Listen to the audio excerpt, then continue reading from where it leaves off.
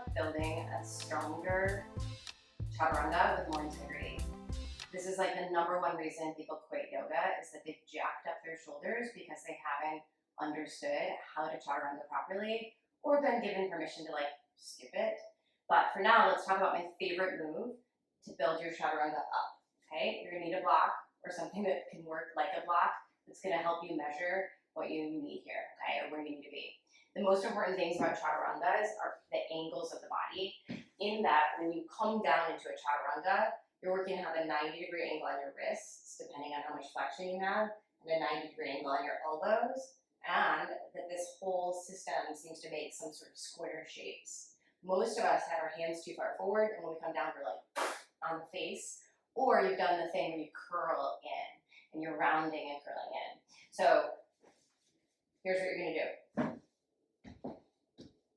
You're gonna take a block, you're gonna hate it, and you're gonna think that I'm crazy and it's too far out. You're gonna take that block all the way out. If you're pretty new to this, make it tall, okay? And then you're gonna wanna move your body closer to that block. Don't. Instead, extend your right leg forward, lean forward, way forward, and tap your forehead on the block. You should be at about a 90-degree angle on those elbows. Feel like that could even go a little further forward, okay? Lean forward, tap your forehead. Inhale your arms up. Exhale, just knee to nose, because like give yourself a break, and then back out again.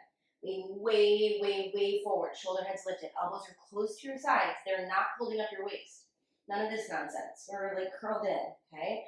So lean forward. It should suck big time.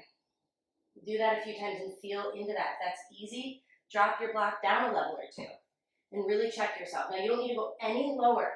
So this is too low for me, pretty much. You don't need to go any lower than your elbows. Leaning forward, lowering down. No lower than elbows.